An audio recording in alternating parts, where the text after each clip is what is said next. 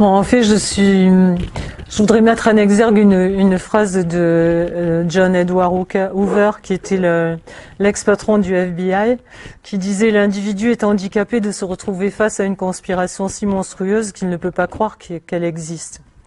En fait, moi j'ai enquêté 3 ans sur le sujet, je suis partie d'un petit bout, mais on fait comme d'habitude, il y a des ramifications partout. Et j'ai arrêté 2 fois tellement tout ce que je trouvais ça énorme, et le temps de le digérer, c'était vraiment pas évident, quoi. Parce que en fait, on se rend compte que le monde dans lequel on vit n'est pas du tout celui dans lequel on croit vivre. On nous parle de l'éducation, mais en fait, l'éducation est faite pour nous enlever le savoir. La santé, c'est fait pour finalement nous rendre malades au lieu de nous soigner. Enfin, les marchés financiers, c'est pas fait pour nous rendre mieux et plus riches, c'est fait pour nous voler les richesses. En fait, on se rend compte que rien dans cette humanité et dans la vie qu'on mène n'est fait pour le bien de l'individu, mais pour le bien d'une oligarchie, quoi. Et tout converge vers le contrôle par cette petite poignée de puissants de tout ce qu'on fait, quoi. Donc j'avais déjà avant enquêté beaucoup sur les vaccins, la médecine, les conflits d'intérêts, mais en fait c'est vraiment rien, c'est juste un petit bout, enfin ça en fait partie du puzzle, mais c'est vraiment rien par rapport à tout à l'énormité du projet, quoi, qui est mis en place et qui nous cerne, quoi. Donc la première chose, c'est évidemment les chemtrails, les épandages qu'on voit de plus en plus. On nous dit que ce sont des avions de ligne et que tout est normal. En fait, quand on réfléchit un petit peu, on nous dit que ce sont des traînées de condensation. Bon, moi j'ai un certain âge qui fait que j'ai vu beaucoup d'avions, j'habitais le Midi aussi, j'ai vu beaucoup d'avions avec des traînées de condensation. En fait, la traînée se défait au fur et à mesure que le nez de l'avion avance. Or là, quand on regarde le ciel, les traînées persistent, elles s'élargissent, et elle s'agglomère avec les traînées d'à côté, et ça finit par faire un couvercle qui couvre absolument tout le ciel. Et aussi, on voit bien que ce ne sont pas des trajectoires d'avions de ligne, parce que les trajectoires d'avions de ligne sont dans des couloirs aériens, et là c'est complètement, enfin en général c'est vraiment un quadrillage, c'est-à-dire ils partent d'un côté du ciel, de l'horizon, et ils quadrillent dans les 2 sens. On a rarement vu des avions voler à angle droit et en escadrille. Je veux dire, jamais ça se passe comme ça. D'un autre côté, les avions, en fait, les traînées de condensation ne peuvent ne peuvent se former que si on est à moins 40 degrés, si l'humidité est de plus de 70%. Et les avions de ligne volent obligatoirement depuis 2004 à plus de 8000 mètres d'altitude. C'est-à-dire qu'on ne peut pas les voir, à moins de vivre à côté d'un aéroport et d'être... mais autrement, on ne peut pas voir les avions de ligne. Donc c'est complètement anormal quand ils nous disent que ce sont des avions de ligne. C'est pas possible, sinon on les verrait pas. Donc il y a beaucoup de choses comme ça. Il y a aussi le fait que jamais avant les traînées qui suivent les avions de ligne, jamais n'obscurcissent le ciel. Je veux dire, en général, la traînée s'en va et le ciel s'obscurcit pas pour autant. Donc, c'est quoi ces avions et ces traînées qui rendent le ciel tout noir et qui font un couvercle au bout d'un certain temps? Ça peut pas être quelque chose de normal. Et aussi, il y a beaucoup d'avions qui font ça et qui vont d'un bout du ciel à l'autre. Donc on n'a jamais vu non plus des avions de ligne revenir à l'aéroport parce qu'ils avaient oublié quelque chose. En général, ils continuent leur course. Donc, et puis il y a des sites où on peut regarder les trajets, enfin les avions qui sont au-dessus de votre tête, et regarder d'où ils viennent, de quelle compagnie ils sont, etc. Et il y a beaucoup d'avions qui sont pas, on s'aperçoit qu'ils échappent au radar, quoi. Donc d'un autre côté, je pense qu'il faut se dire une fois pour toutes que ce qu'on voit, c'est la réalité et pas ce qu'ils sont en train de nous dire. La réalité, c'est vraiment que notre ciel est pourri. Enfin, peut-être ici, je sais pas. En tout cas, dans la région parisienne, c'est dingue. Je sais pas si... 2014, c'était pas mal. Ah ouais, nous, il y a des jours où c'est vraiment... Alors moi, dans les années 90, j'habitais en Californie et j'allais souvent dans les territoires indiens, dans les territoires Navajo qui sont au-dessus de Monument Valley. Enfin, un Monument Valley, c'est derrière Grand Canyon, Las Vegas, etc. Et je me souviens des Indiens qui disaient toujours, ils nous pulvérisent comme des cafards. Moi, je croyais qu'ils avaient un peu trop tiré sur le calumet, parce qu'à l'époque, ça me disait rien. Et mais en fait, après, il y a eu des tas de témoignages comme ça de gens qui disaient un peu partout dans les États-Unis qu'il y avait des épandages. Par exemple, il y a eu une petite ville qui s'appelait Oakville, en Californie aussi, où il y avait un professeur qui s'appelle Leonard Cole, qui est allé faire une lecture devant le Sénat et porter plainte au Congrès et au Sénat en disant que des avions épandaient dans le ciel des armes biologiques et que ça avait rendu les gens malades. Et lui disait qu'il avait trouvé des cellules sanguines humaines. Donc ça paraissait tellement énorme parce que, enfin, trouver des cellules sanguines humaines qui tombent du ciel, ça s'est jamais vu non plus, quoi. Et il y avait aussi au Canada, à Espagnola, il y avait dans l'Ontario, il y avait des résidents qui avaient vu des avions citernes et qui avaient eu des graves mal de tête, enfin des pertes de mémoire, etc. Au-dessus de Vegas, il y a eu beaucoup de témoignages. Or Vegas, je ne sais pas si vous connaissez, mais c'est une plaine qui fait 500 km, donc on peut voir les avions arriver, repartir, et les gens disaient que ils voyaient vraiment les avions arriver, lâcher un épandage sur Vegas, et dès qu'ils avaient quitté les zones habitées, ça reprenait comme un avion de ligne avec une marque derrière, mais qui s'effaçait. C'est juste sur les zones habitées qu'ils voyaient ça. Évidemment, tout le monde, enfin, dès qu'ils posaient la question au gouvernement ou aux autorités, on leur disait que c'était pas vrai, qu'ils rêvaient, qu'il fallait qu'ils aillent se faire soigner. Par contre, il y a un scientifique à l'époque qui s'appelle Kenneth Sassen, et qui était un scientifique atmosphérique, et qui avait dit dans un journal, mais ces choses sont entre 30 et 40 000 pieds, donc elles sont pas détectables d'en bas. Donc si ces choses sont pas détectables d'en bas, c'est bien qu'elles existaient, quoi. Mais bon, donc ça a duré comme ça pendant très longtemps. Ils trouvaient à Columbus aussi, ils ont trouvé des fils de polymère en bas qui venaient de nulle part, qui n'existaient pas dans la nature. Ils les ont fait analyser en les comparant à la base de données du FBI. Et en fait, ça correspondait à aucune des 900 fibres textiles que le FBI a répertoriées dans son truc. Donc c'était vraiment des trucs qui venaient de, on sait pas quoi, on sait pas d'où. Ils ont trouvé évidemment des substances cancérigènes, des bactéries, du dibromure d'éthylène, ce qui est totalement anormal parce que le dibromure d'éthylène, c'est un pesticide très dangereux qui avait été interdit il y a plus de 20 ans et qui est retrouvé dans les épandages. Et donc il y a quelqu'un qui a parlé de la base aérienne de Wright-Patterson et qui a dit que oui, effectivement, il y avait 2 programmes qui étaient en cours. Un pour lutter, soi-disant, contre le réchauffement climatique où ils épandaient de l'aluminium, et un autre où ils épandaient du barium, parce que le barium est conducteur d'ondes, donc ça permet de conduire les ondes d'un point à un autre, et aussi de faire les images 3D à cause de la substance, comment on dit, pas nucléaire, je sais pas comment on dit, que le barium contient en fait. Et radioactive.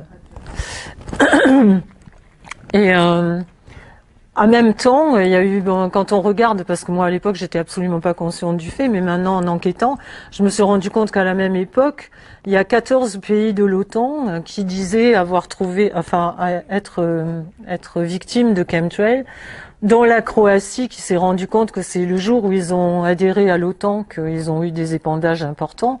Nous, on sait aussi que depuis 2009, où on est revenu dans l'OTAN, il y a beaucoup plus d'épandages qu'on en voyait avant. Parce que maintenant, pour pas les voir, faut vraiment être aveugle, hein.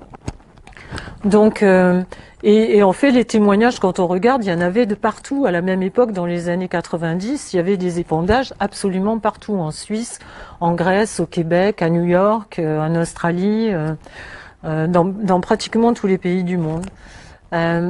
Évidemment, tous les gouvernements niaient en bloc et disaient que c'était pas vrai.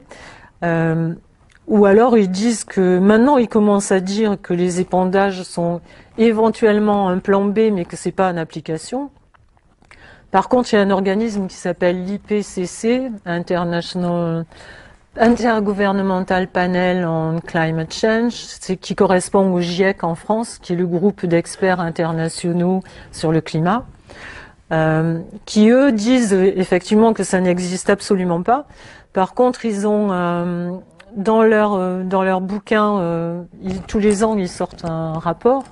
Et dans un de leurs rapports, ils commencent à dire qu'il ne faudrait pas arrêter la géo-ingénierie, sinon le climat va se réchauffer. Donc encore une fois, c'est une question de bon sens. Comment on peut arrêter quelque chose qui n'existe pas? Si on peut l'arrêter, c'est que ça existe. Donc en fait, on arrive à les pister comme ça, mais c'est pas vraiment évident. Mais quand on regarde, tout ce qu'on voit dans le ciel, c'est ce qui est décrit dans les documents officiels et dans les patentes, dans les brevets qui ont été déposés pendant des années aux États-Unis et qui correspondent justement aux épandages. Donc après, en 2004, il y a des journalistes qui ont réussi à avoir la déclassification de documents militaires. Et il y a plus d'une centaine de documents qui ont été déclassifiés, et on trouve dans ces documents tout ce dont se plaignaient les gens quand j'étais à Vegas, etc. C'est-à-dire qu'ils ont épandu sur Vegas, ils ont épandu sur le Marineland, ils ont épandu à San Francisco, ils ont épandu à Corpus Christi. Et on sait quoi, parce que tout est marqué dans les documents de l'armée. C'est-à-dire, par exemple, à San Francisco en 50, ils ont épandu des bactéries pour savoir comment une ville pouvait résister à une attaque biologique et s'il était possible d'attaquer une ville portuaire à partir de bateaux qui étaient au large. En 51-52, l'armée britannique a fait une opération qui s'appelait Cumulus, qui était une répétition pour changer, soi-disant, la météo en temps de guerre pour voir comment ils pourraient se défendre. Et il est prouvé, puisque c'est marqué dans ces documents-là, qu'il y avait une inondation sur la ville de Lynmouth qui a fait 34 morts et que c'était occasionné par ce genre d'épandage. Il y a aussi un truc qui s'appelle le St. John Programme, qui était une batterie de tests qu'ils ont fait sur Winnipeg, sur Saint-Louis, sur Minneapolis, dans l'Ohio, au Texas, enfin dans plein d'endroits, où ils ont épandu des tonnes de sulfure, de cadmium, de zinc, pour déterminer, ça c'est incroyable, le pourcentage de la population qui allait développer un cancer en dessous. C'était pour faire des essais pour la guerre du Golfe. Après, il y en a plein. Il y a eu la CIA au-dessus de Tampa Bay en Floride qui a épandu des bactéries en 55 pour tester la capacité des armes biologiques à infecter les humains par des agents biologiques.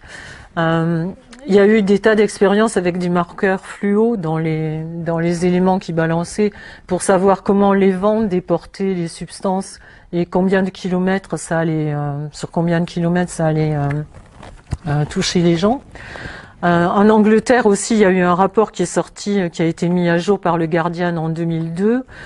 C'est un rapport du gouvernement qui confirmait qu'il y avait eu des essais entre 1940 et 1979 pour évaluer la vulnérabilité du pays en cas d'attaque des Russes, puisqu'à l'époque c'était la guerre froide et des centaines de tests après entre 61 et 68, une opération qui s'appelait Large Area Coverage, une opération de large couverture, le long des côtes d'Angleterre avec des bactéries, Escherichia coli, Bacillus globuli, enfin il y a eu plein de trucs, des agents mortels sur les Caraïbes, enfin ils se sont vraiment bien amusés pendant des années en nous disant évidemment qu'ils faisaient rien. Donc je vois pas comment on pourrait croire maintenant quand ils nous disent qu'ils font rien, quoi, parce que ça met en général 15 ans ou 20 ans pour qu'on sache ce qui s'est passé. En France, on sait jamais rien, hein, parce que rien n'est jamais déclassifié. Comment? Dans la même période où ils développaient le nucléaire. Oui. Ouais. Mais bon, quand on consulte les archives des dépôts de brevets américains, on s'aperçoit que ça a vraiment été affiné, c'est-à-dire ils sont partis vraiment d'une technique très empirique, et au fur et à mesure, il y avait des brevets qui étaient trouvés pour ajuster les épandages, pour qu'il soit mis, par exemple, pour qu'il y ait un système pour que ça sorte de l'angle des ailes, qui soit pas, que les gens puissent pas le voir, pour que ça s'en aille pas, par exemple, vers le haut et que ça puisse aller dans la continuité et que ça puisse passer pour des traînées. Enfin, il y a eu plein de brevets comme ça. Quand on connaît les Américains et qu'on y a un peu vécu comme moi, contrairement aux Français où nous, on invente toujours des trucs extraordinaires qui servent à rien, eux, quand ils inventent des trucs, c'est toujours parce qu'il y a une application immédiate où ils savent qu'ils vont se faire du blé, sinon... Donc c'est sûr qu'ils l'ont pas fait pour rien. Les traités aussi sont vachement instructifs, parce que moi je me demandais pourquoi, une fois que les documents étaient déclassifiés, il n'y avait pas eu de procès, parce que les Américains ont des avocats partout. Je veux dire, les avocats qui sortent de l'école, ils cherchent des clients, donc ils viennent vous voir à la sortie des studios d'enregistrement, à la sortie des restaurants, pour voir si vous avez une plainte. Donc je me disais, ils font des class action. Je me disais, c'est quand même incroyable qu'il n'y ait pas eu de plainte. Donc il y a un traité qui s'appelle ENMOD, qui est une convention sur l'interdiction d'utiliser des techniques de modification climatique sur l'environnement et à des fins militaires ou hostiles. Donc c'est un traité assez long, hein, mais bon, je l'ai lu en entier. En fait, quand on le lit, c'est effectivement interdit d'épandre sur ses ennemis. Mais vraiment, vers les dernières pages, c'est autorisé sur ces populations à but pacifique et à but de test, justement pour empêcher que, si jamais il y a une attaque terroriste, pour qu'on sache, soi-disant, comment ça va se passer et pouvoir protéger les populations après. C'est-à-dire que pour pouvoir vous protéger dans 20 ans ou au cas où il y aurait un fou qui épandrait une bactérie, ils vous l'épandent tout de suite, comme ça, comme ça on est certain que... Donc c'est assez hallucinant comment ils nous roulent, quoi. Il y a un autre traité aussi en 2001 qui s'appelait le 2001 Space Preservation Act, qui mentionnait les chemtrails parmi les armes exotiques. C'est-à-dire ils mentionnaient les chemtrails, les armes tectroniques, les ondes basse fréquence, enfin plein de trucs. Et comme par hasard, ce traité a été refusé au Congrès. Quand il est passé devant le Congrès, ils l'ont viré, le traité a disparu, ils ont sorti 6 mois après le 2002 Space Preservation Act, et là il n'y a plus aucune de ces armes qui est listée, elles n'existent plus. Donc par contre le Congrès l'a immédiatement ratifié, et le clou quand même de mes trouvailles, c'est que j'ai trouvé un traité qui date de 1975 entre les États-Unis d'Amérique et le Canada. Et l'article 1 du traité, c'est conscient que nous épandons des deux côtés de la frontière et que, en clair, ça peut faire double emploi puisque quand on y pense, les épandages s'arrêtent pas forcément là où les humains ont mis la frontière.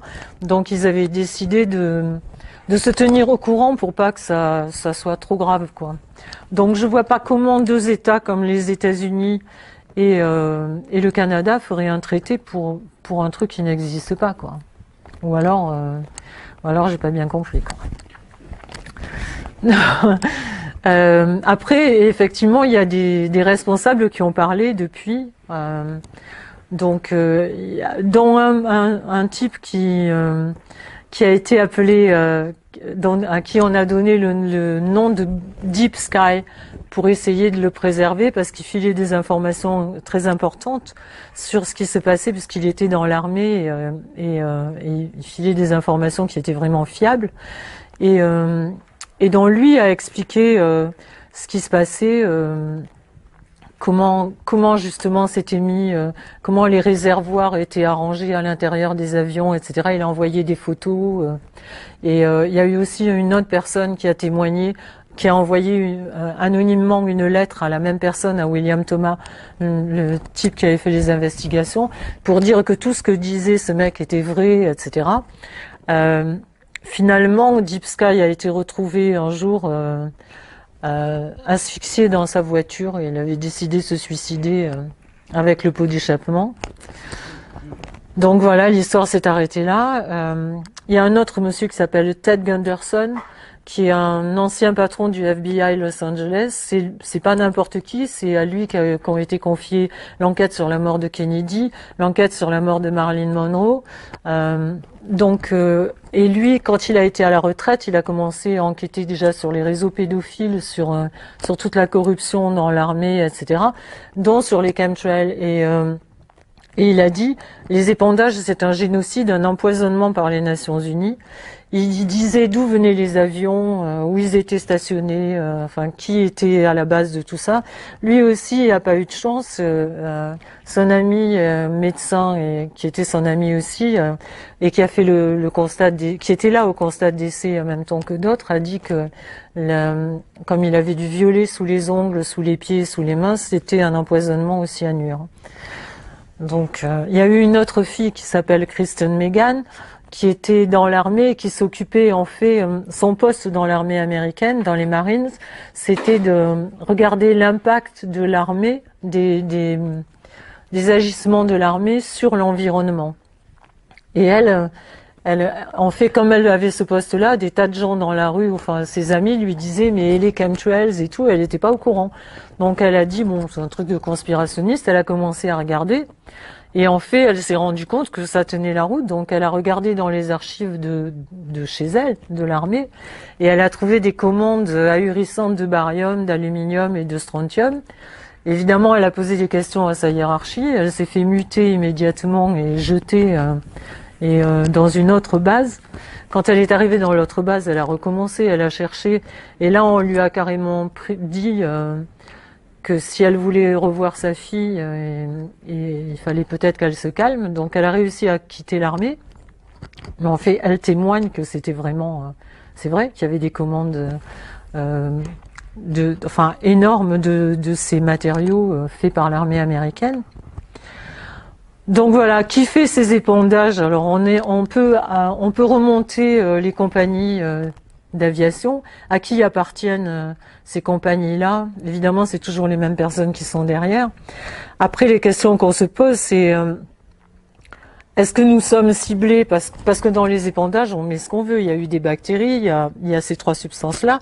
Mais par exemple, en Australie, ils ont vacciné les gens sur je sais plus quel était le vaccin, je m'en souviens plus. Je crois que c'était la méningite ou un truc comme ça, par épandage, pas par pulvérisation, sans rien leur dire. Donc on ne sait pas du tout ce qu'ils mettent dans les épandages. Ils peuvent mettre n'importe quoi. En fait, ils peuvent mettre des bactéries, ils peuvent mettre des vaccins, ils peuvent nous mettre ce qu'ils veulent. Est-ce qu'ils peuvent nous mettre des marqueurs pour nous surveiller? Est-ce que ça peut être des substances qui nous rendent stupides, stériles, dociles? On n'en sait strictement rien, quoi. Est-ce que ça peut être pour éliminer une grande partie d'entre nous, puisqu'il y a quand même des thèses là-haut qui sont assez eugénistes. En tout cas, ce qui est sûr, c'est que ce sont des expériences in vivo, qu'on n'est absolument pas au courant, qu'on ne nous demande pas notre avis, que c'est donc contraire à l'article 3 de la Constitution, puisque toute personne a droit à la vie, à la liberté et à la sûreté de sa personne, et surtout contraire au traité de Nuremberg, puisque depuis Nuremberg, ils nous ont dit plus jamais ça, maintenant il faut absolument le consentement éclairé des gens. On nous demande pas notre consentement pour nous balancer des poisons sur la tronche. Donc voilà, pour l'instant, il commence à nous dire que oui, effectivement, il y a peut-être de la géo-ingénierie. Enfin, la géo-ingénierie, il ne la nie absolument plus. Ce qu'il nie, c'est pourquoi. C'est-à-dire qu'ils nous disent que c'est pour lutter contre le réchauffement climatique d'origine anthropique. C'est-à-dire c'est nous, hein, c'est notre faute. C'est l'ennemi, c'est le CO2. C'est les humains qui ont le culot de respirer. Les vaches qui pètent surtout, c'est très important. Et nos petites voitures diesel. Donc le premier dans l'histoire, c'est Al Gore. Al Gore, j'ai dit, je vais quand même aller regarder comment il est. Je croyais trouver 2-3 petits trucs sur Al Gore. Al Gore, c'est phénoménal. J'en ai fait au moins 15 pages dans mon bouquin. C'est-à-dire que lui, il est extraordinairement intelligent. Parce que déjà, quand il a quitté le gouvernement américain, il avait 1 million en banque. Maintenant, il vient d'investir 35 millions avec un des patrons de Skype ou je sais plus, pour monter une bourse au carbone. C'est-à-dire que c'est génial, on a le droit, enfin, lui, il nous dit qu'il faut absolument arrêter les énergies fossiles et se reconvertir en énergie renouvelable. Mais en fait, lui, il a fait une bourse au carbone. C'est-à-dire que tous les gens qui polluent doivent acheter des bons carbone pour, soi-disant, payer pour, un peu comme les indulgences à l'époque dans la religion catholique. C'est-à-dire, si vous polluez, vous achetez des bons et avec ça, vous allez planter des arbres en Afrique, etc. C'est-à-dire, vous allez porter les OGM en Afrique. Vous avez une bonne excuse pour y aller, mais c'est à peu près tout. Et en plus, ce qui est génial, c'est que du coup, ça n'empêche pas les gens de polluer, parce que plus vous avez de l'argent, plus vous pouvez acheter des bons, donc plus vous pouvez polluer. Ce qui fait qu'ils polluent entre eux, quoi. Mais par contre, ils nous disent que c'est nous. Donc, ils nous disent pas non plus qu'il y a 32 000, c'est pas rien, scientifiques du monde entier qui ont signé un rapport pour dire que c'était absolument pas, le réchauffement climatique n'était absolument pas ce qu'ils nous disaient. Et aussi que l'IPCC, dont le fameux organisme qui veille sur le réchauffement, le GIEC, dont on va entendre parler grandement là pour la conférence de fin d'année, en fait, il paraît qu'ils ont une marge d'erreur de 400%. C'est comme si on disait qu'à Paris, il y a entre 5 millions et 2 milliards d'habitants. Mais bon, ça, apparemment, ça gêne personne. Donc, ce qu'il faut savoir, c'est que l'organisme dont le GIEC et l'IPCC, c'est un organisme qui comprend 2000 experts, dont 20 seulement sont des climatologues, donc ça peut être n'importe quel, soi-disant, expert. Et que ils sont tous nommés par les politiques et ils sont sous l'égide de l'ONU, donc à part répandre la bonne parole, ils peuvent pas faire grand-chose. Donc effectivement, eux, ils ont pour ordre de dire que le réchauffement climatique est dû aux hommes. Donc bon, ils vont faire, nos gouvernements nous disent qu'ils vont prendre des mesures drastiques. C'est-à-dire nous empêcher, enfin mettre nos voitures diesel, nos petites voitures diesel à la casse, peut-être installer un plan où les troupeaux de vaches seront séparés en deux, il y en a qui pourront péter les jours pairs et d'autres péter les jours impairs. Enfin, c'est à peu près de ce style-là, c'est aussi con que ça, quoi, leur truc, parce que vraiment, ça tient absolument pas debout. Mais pour nous faire gober les OGM, ils nous ont dit à l'époque que c'est parce qu'il y avait 12 milliards d'humains dans le monde et qu'on pourrait jamais les nourrir sans les OGM. On a vu ce que ça a donné, c'est-à-dire que la famine est de pire en pire. Il y a de plus en plus de gens qui meurent de faim. Et là maintenant, je sais pas si vous avez remarqué, mais ils nous en parlent plus de ça. Ils nous disent plus qu'on est trop nombreux sur Terre et qu'on pourra plus manger. Ils nous disent qu'on est trop nombreux sur Terre à polluer et à respirer. Il y a même un mec dans le gouvernement américain qui a dit normalement il faudrait interdire le CO2 ou avoir un permis de polluer. Or comme quand on respire, on dégage tous du carbone, je sais pas qu'est-ce qu'il a l'intention de faire.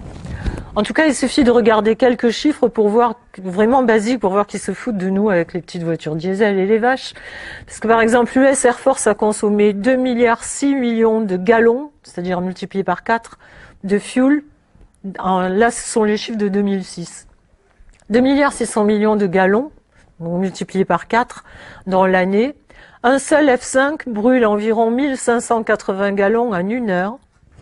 Un hélico Apache fait un demi-mile, c'est-à-dire 800 mètres, avec 1 gallon d'essence. Un seul transporteur non nucléaire à la vapeur brûle 5600 gallons de combustible en 1 heure. Tous les 4 jours, chaque transporteur en mer utilise un autre demi-million de gallons de carburant pour alimenter les jets.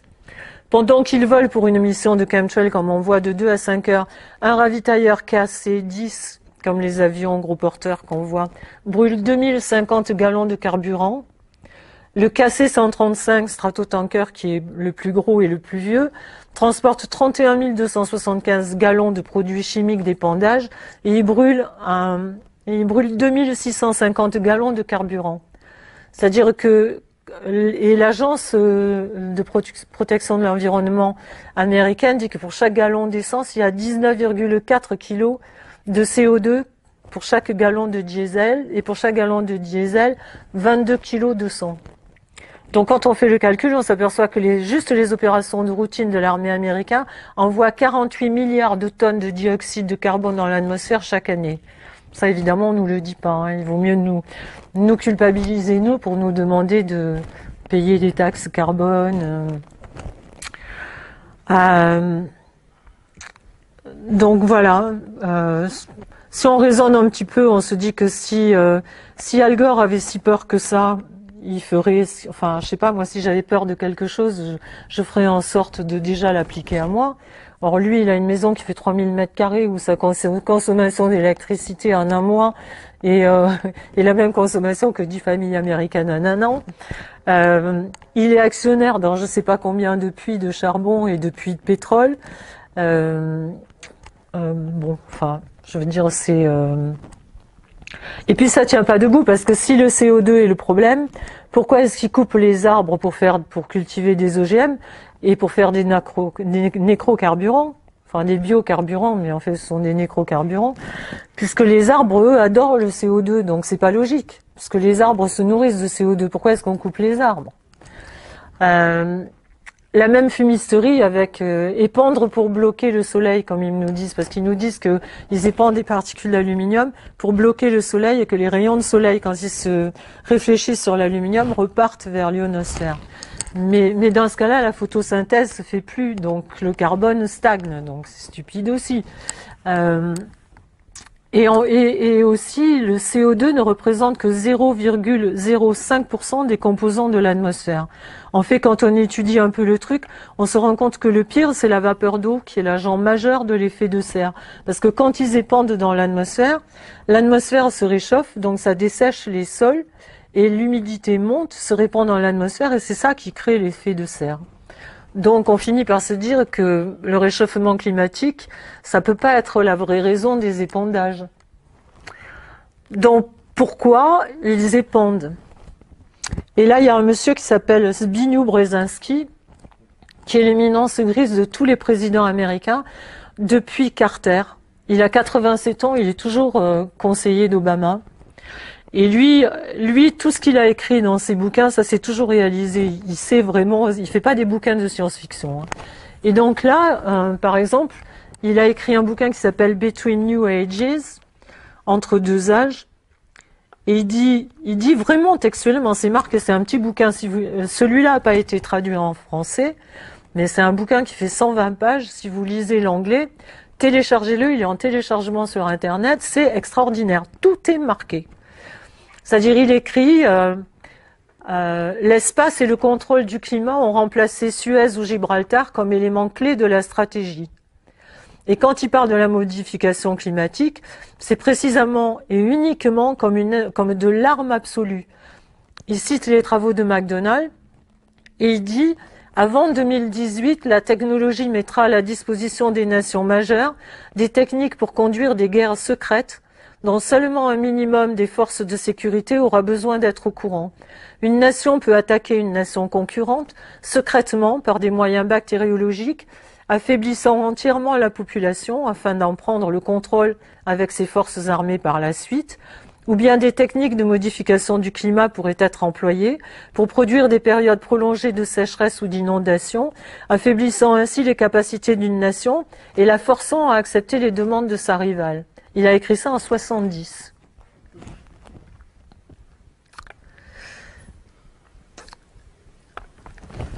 Donc bon, enfin, ça peut être que vrai parce que lui avait dans un autre bouquin qui est sorti avant, qui s'appelle Le Grand Échiquier, qui lui est traduit en français, il avait écrit à l'époque que dans 20 ans ou 25 ans, c'est-à-dire maintenant, depuis 10 ans, les gens, 80% de la population ne servirait à rien, que 20% suffirait à faire tourner le système.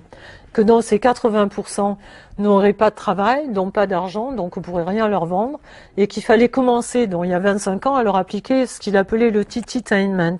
C'est-à-dire, tit, c'est la poitrine en anglais, et entertainment, c'est-à-dire bercer les gens comme une mère berce son enfant. Et il disait physiquement avec la nourriture et mentalement avec la nourriture mentale. On a vu ce qu'ils nous ont fait avec la nourriture, avec la malbouffe et tout ce qu'ils ont mis comme ingrédients dégueulasses dans la nourriture. Et on a vu ce qu'ils ont fait avec les programmes télé aussi. Donc, on peut dire que tout ce qu'il a dit a été complètement est arrivé, quoi. Donc, il n'y a pas de raison. Enfin, ce qu'il dit là, c'est aussi exactement ce qui est en train d'arriver. Donc, sans surprise, quand on regarde la géo-ingénierie et qui est derrière, on retrouve les gros cartels chimiques et les financiers responsables de l'état de planète maintenant. Et depuis Kyoto, il y a une réunion tous les ans. Donc, je veux pas porter la Shkumun à Hollande, hein, qui pense qu'il va arriver à un accord. Alors, ou bien il est imbécile, ou bien il pense que nous sommes imbéciles. Comme il paraît qu'il est pas con, il nous reste à penser qu'il nous prend pour des cons. Parce que tous les ans, ils doivent soi-disant arriver à un accord. En fait, c'est impossible qu'ils arrivent à un accord puisque c'est tenu tous ces organismes qui font les sociétés qui sont derrière la géo-ingénierie appartiennent aux mêmes financiers qui ont créé la situation de la planète et qui sont ceux qui financent les campagnes électorales de nos gouvernants et qui veulent eux absolument pas arrêter arrêter ni les énergies fossiles ni tout ce qui se passe sur la planète. Donc il y a aussi dans le 5e rapport du GIEC, il y a une phrase qui est assez marrante qui dit: malgré les effets secondaires mondiaux et les conséquences à long terme, les techniques de géo-ingénierie comprenant la gestion des radiations solaires devraient être maintenues. Si la gestion RSM, c'est la gestion des radiations solaires s'arrêter pour une raison quelconque, il est probable que les températures à la surface du globe s'élèveraient très rapidement pour atteindre des valeurs entraînant le renforcement des gaz à effet de serre. Donc ils savent bien ce qu'ils font. Et c'est aussi exactement, quand on regarde par exemple la patente Welbach, c'est exactement ce qui est marqué dans les effets du brevet. C'est-à-dire que dans le brevet Welbach, il est marqué que si on épand, s'il commence à épandre, il faut, mais ça c'était il y a 20 ans, il faudrait épandre tous les ans et continuellement parce que s'ils arrêtaient d'un coup, les températures allaient s'affoler. C'est ce qui fait que maintenant, plus ça va, plus ils vont épandre. Le problème, c'est que plus ils épandent, plus ils trouent l'ionosphère et nous, on est mal donc. Les deux savants complètement fous qui sont à fond pour les épandages, c'est Ken Caldeira et David Keith. Si vous pouvez marquer les noms et aller voir leur tronche, ça vaut vraiment le déplacement. C'est-à-dire qu'ils sont hystériques. Ils sont pour ils sont pour les épandages à fond et pour épandre genre 20 000 tonnes de dioxyde de sulfure dans l'air. 20 km au-dessus de nos têtes, et ils trouvent ça très bien, ils disent mais on n'aura plus de problème avec le CO2. C'est-à-dire, ils parlent jamais, eux ne parlent jamais d'arrêter la pollution. À nous, ils nous disent d'arrêter notre pollution, mais eux ne parlent jamais d'arrêter la pollution. Ils parlent de trouver une autre particule qui va combler les effets de la pollution qu'ils sont en train de faire et qu'ils continuent à faire. Et évidemment, on retrouve derrière le grand bienfaiteur de l'humanité, Bill Gates, qui après avoir l'obsédé de la vaccination des petits Africains, qui est allé sauver les petits Africains au passage, si vous n'êtes pas au courant, il a acheté 7 millions de vaccins pour aller vacciner les Africains contre la polio.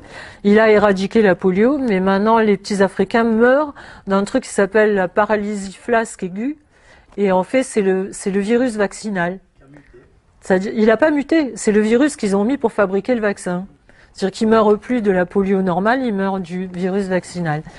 Et donc Bill Gates qui a dit aussi, et là c'est pareil, il y a une vidéo, tout ce que je vous dis, j'ai vraiment les preuves à la fin de mon livre, enfin dans les pages de mon livre. Si j'ai pas eu la preuve, j'ai pas mis.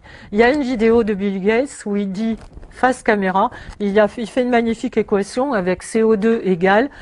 Et il y a P pour people, les gens, multiplié par S, service, multiplié par CO2, etc. Et il dit, une de ces constantes va devoir être proche de 0, en se marrant évidemment, parce que pour lui, proche de 0, c'est surtout nous qui veut voir proche de 0, pas la pollution. Et il dit, face la caméra, parce que même avec les vaccins, on ne pourra réduire la population mondiale que de 10 à 15%. Il dit bien ça.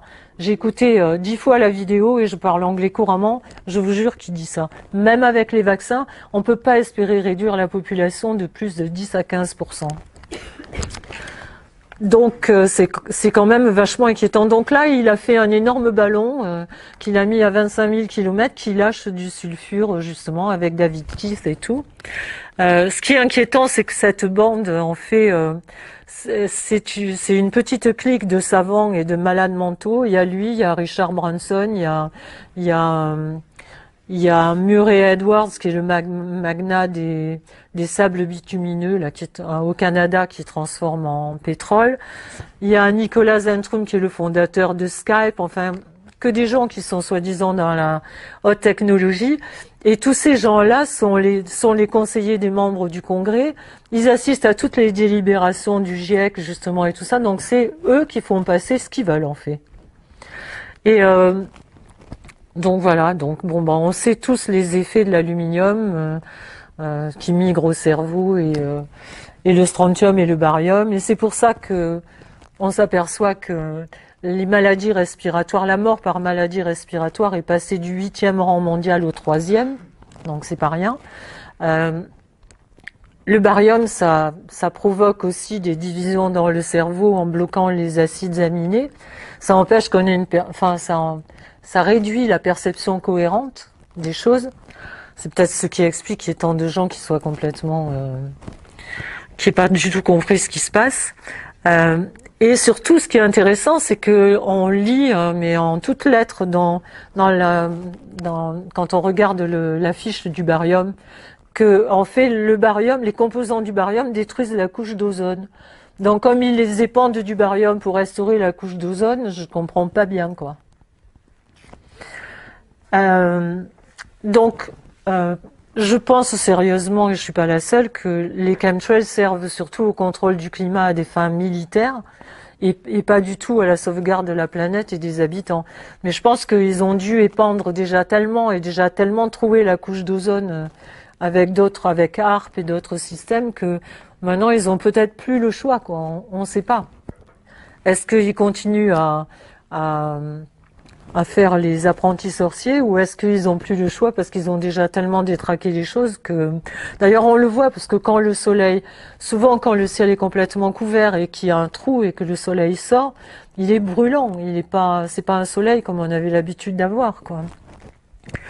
Et bon, on trouve dans le dit bromure les métaux lourds qui agissent sur le cerveau, évidemment. Il y a aussi autre chose qui est très intéressant, c'est que ça agit sur la glande pinéale. Donc Descartes disait que c'était l'âme humaine qui était dans la glande pinéale, et en fait ça empêche la connexion, ça interfère avec la connexion qu'on a avec le divin ou avec, les gens l'appellent comme ils veulent, ou avec une autre dimension de l'humain, quoi. Donc il y a aussi les nanoparticules qui sont vachement, enfin, c'est grave ce qui se passe avec les nanoparticules, je vais vous en parler là. Parce que parmi les maladies, toutes ces maladies déclenchées par les épandages, il y a une maladie qui s'appelle la maladie des morgelons. Je ne sais pas si certains d'entre vous connaissent. La maladie des morgelons, c'est un truc extra, enfin, c'est des trous dans les jambes par lesquels s'écoule un liquide, on ne sait pas trop quoi. Mais surtout, il s'échappe des fils de polymères et des fibres comme celles qu'on voit dans les résidus des chemtrails, qu'on a identifié plus ou moins à de la cellulose et des polymères, mais qui n'existent nulle part à l'état naturel. Ça peut se comparer à aucune fibre qu'on connaît. Il y a un médecin qui a beaucoup étudié le problème qui s'appelle Steininger, Hildegard Steininger, qui est une toxicologue mondialement reconnue et qui explique dans un rapport Steininger que les morgelons proviennent de l'exposition du corps humain aux nanoparticules, aux nanomatériels. La bonne nouvelle pour nous tous, c'est elle dit qu'on est tous infectés, évidemment, et qu'en fait, ceux qui développent la maladie des morgelons sont ceux pour lesquels le corps fait son travail, c'est-à-dire ils rejettent l'élément qui est extérieur. Les autres, on serait tous de toute façon infectés, mais notre corps s'en accommoderait plus ou moins pour l'instant. Euh, Elle dit dans un de ses documents, ce ne sont pas juste des particules de polymère plastique, ce sont des agents de guerre biologique et des virus mis par la main de l'homme, remplis de nanosphères de plastique et de nanotubes de carbone. On retrouve aussi, entre parenthèses, des nanoparticules dans la nourriture, dans les cosmétiques, enfin dans plein de trucs. Dans les dernières études de Steininger et de son groupe de spécialistes, elle dit que ces particules qu'on ingère, dont par les chemtrails, parce que les nanoparticules, on n'a aucun moyen de s'en protéger, on les respire. Même en se barricadant chez soi, ça passe par les fenêtres, ça passe partout, donc ça résiste à tout, ça résiste. Ils ont tout essayé, ils ont essayé de les brûler à 1400 degrés, de les mettre dans l'eau de javel, de les balancer dans des fours, enfin bref, ça résiste à absolument tout. Il y a un truc qui est très marrant, c'est qu'il y a des mecs qui développent qui voient sortir des fibres bleues et rouges, et quand ils les analysent, ce sont les mêmes fibres qu'il y a dans les billets de 20$. Donc la seule conclusion, c'est parce que personne ne sait pourquoi, c'est de se dire qu'en fait, ces fibres-là sont dans les billets parce que c'est une sécurité, c'est quelque chose qui est indestructible et infalsifiable. Donc pourquoi ça se retrouve dans le corps humain et dans les chemtrails, on ne sait pas. Et donc dans les dernières études de Steininger et de son équipe, elle dit que ces nanoparticules s'auto-assemblent et s'auto-dupliquent une fois dans notre corps. Ça c'est vachement intéressant et sont programmables évidemment. L'autre chose, c'est qu'il y a des bébés qui sont en train de naître avec ces nanoparticules en eux. Ce qui prouve que la nanotechnologie passe la barrière protectrice de l'organisme. Et alors, ce qui est intéressant, c'est que l'AFSET, qui est l'Agence de sécurité sanitaire et de l'environnement, quand on regarde ce qu'ils en disent, ils disent que les nanoparticules circulent dans tout l'organisme, la peau, les tissus, le sang, les alvéoles pulmonaires, la barrière hémato-encéphalique qui protège le cerveau, le placenta, et peuvent s'accumuler dans plusieurs organes essentiellement à partir d'une exposition respiratoire et digestive. Donc on a envie de demander à l'AFSEP à quoi ils servent, parce que, je veux dire, si demain vous voulez faire je sais pas, une pommade avec des huiles essentielles, il faut faire des démarches d'un autre monde avec la commission de sécurité, la commission sanitaire, etc. Là, ils vous disent royalement que les nanoparticules, ça s'accumule dans nos organes et on ne sait pas ce que ça peut faire, mais ils font rien. Donc, voilà. Les biopsies des morgelons montrent aussi bien que les analyses des résidus des chemtrails qu'il y a à l'intérieur, il y a une bactérie qui s'appelle Agrobacterium. Tous les gens dont on a fait les biopsies et tous les résidus de chemtrails contiennent l'Agrobacterium. Alors l'Agrobacterium, c'est une bactérie des sols, qui est assez commune. Le problème, c'est qu'elle a qu'une fonction, elle est mutagène. C'est-à-dire qu'elle ne sert qu'à fabriquer les OGM. C'est-à-dire tous les OGM sont fabriqués à partir de l'Agrobacterium et sa seule fonction, c'est ça, c'est de faire muter. Donc la question c'est est-ce que c'est parce qu'on a mangé des OGM qu'on a l'Agrobacterium en nous? Mais comme c'est dans les résidus de chemtrails, est-ce qu'ils épandent de l'Agrobacterium? Et est-ce qu'une fois que c'est à l'intérieur de notre corps, ça peut faire muter notre ADN? Ça peut faire muter nos tissus? On n'en sait rien, évidemment, il n'y a aucun budget pour faire ce genre de recherche, parce que ça sert à rien, soi-disant. Donc, le constat, c'est, si notre ADN mute, si on peut plus penser clairement, si la ionosphère ne filtre plus les UVB parce qu'il y a des trous, il y a aussi le méthane qui est très inquiétant. Là, ils nous en parlaient, quand je suis partie, j'ai entendu ça à BFM. Ils nous ont fait un grand truc sur le thermafrost, où soi-disant le méthane sortirait des océans, etc. Le problème, c'est que c'est eux, en épandant et en créant le réchauffement des océans, qui créent la production de méthane. Et le méthane a une vie qui est, je sais plus si c'est 23 fois la vie du CO2, ou enfin, je me rappelle plus les chiffres, mais c'est un truc comme ça. Donc c'est carrément inquiétant, quoi. Donc la question c'est pourquoi est-ce qu'ils manipulent le climat? Pourquoi est-ce qu'ils font tout ça? Quelle raison il peut y avoir? Alors en fait moi j'ai commencé mon enquête parce que je suis tombée sur quelqu'un qui disait que Monsanto avait breveté en 2009 des plantes résistantes à l'aluminium. Donc j'ai cherché pour voir si c'était vrai. J'ai effectivement trouvé les brevets de Monsanto qui ont été déposés en 2009 où ils brevettent un tas de plantes, de légumes qui résistent à l'aluminium. Donc là on se dit mais est-ce que ça vous viendrait à l'idée de breveter des plantes résistantes à l'aluminium? Pourquoi à l'aluminium? Pourquoi pas à l'eau de javel, au bicarbonate ou c'est qu'il y a bien une raison. Donc la raison pour moi c'était que si breveter des plantes, parce que Monsanto, je veux dire c'est soit on retrouve Monsanto derrière tous les coups pourris de la planète, soit s'il y a un coup pourri on regarde et il y a forcément Monsanto. Mais bon. Et donc effectivement, ces brevets existent. Ils ont déposé des centaines de brevets sur des plantes qui contiennent le gène qui résiste à l'aluminium.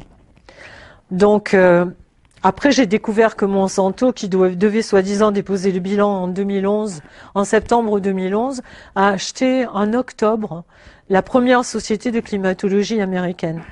Évidemment, c'est pour soi-disant pouvoir conseiller les paysans qui se font du souci avec les changements climatiques, donc pour pouvoir leur dire quoi faire. Bon, on a bien compris que comme ça, ils contrôlent toute la chaîne, quoi. Par la même occasion, j'ai trouvé que Rothschild avait racheté la première société de cartographie météo. C'est-à-dire toutes les cartes météo qu'on voit sur les chaînes de télévision, toutes les cartes météo que vous pouvez télécharger sur votre portable ou qu'on voit sur le web, appartiennent à cette société qui maintenant appartient à LLC Rothschild. Donc, ça veut dire que maintenant, c'est vachement, ils contrôlent la chaîne de A à Z. C'est-à-dire qu'avant, on disait, ouais, mais la météo, ils sont complètement tarés. Quand ils disent qu'il va y avoir orage, il fait beau. Ils savent pas ce qu'ils disent. Bah maintenant, depuis quelque temps, on commence à voir qu'en fait, quand ils disent quelque chose, les 3/4 du temps, ça arrive. Mais c'est parce que comme ils savent les entourloupes qu'ils sont en train de nous faire, ils peuvent préparer la carte qui va correspondre à l'épandage ou à la chose qu'ils vont nous faire 2 jours après. Donc effectivement, il y a une logique qui rassure beaucoup les gens, puisqu'ils pensent que la situation est contrôlée. Donc, c'est assez... Enfin, moi, ça m'a fait très peur, quoi. C'est-à-dire, au fur et à mesure qu'on met tous ces ingrédients ensemble...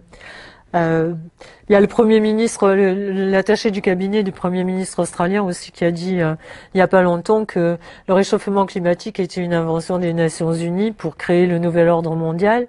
Et en fait, c'est vrai que où que l'on regarde, c'est faux, quoi. Toutes les planètes, quand on regarde certains scientifiques qui sont des pointures, ils disent que les planètes se réchauffent depuis 20 ans et que c'est l'activité solaire qui influe sur le temps et pas du tout la pollution. C'est-à-dire que c'est l'activité solaire qui crée les nuages qui créent le réchauffement climatique selon qu'il y a plus ou moins de nuages dans le ciel. Donc ça n'a rien à voir avec le réchauffement, avec la pollution dont on nous parle. Donc évidemment, quand il y a Monsanto dans l'histoire, on se dit que s'ils font des plantes qui résistent à l'aluminium et s'ils font comme les OGM qui résistaient au Roundup Ready, ce qui nous pend au nez, c'est qu'on n'aura plus d'indépendance alimentaire et que le rêve de Monsanto, Syngenta, Bayer va se réaliser, parce que si le poison était pendu du ciel, on pourra plus avoir accès à une nourriture organique.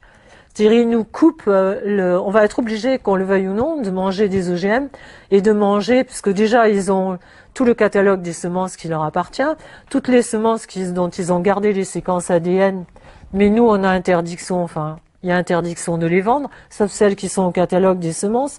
Et maintenant, leur jackpot, ça va être les plantes qui résistent à l'aluminium. C'est-à-dire que s'ils épandent à tout va, même si on cultive sous serre, faut bien arroser.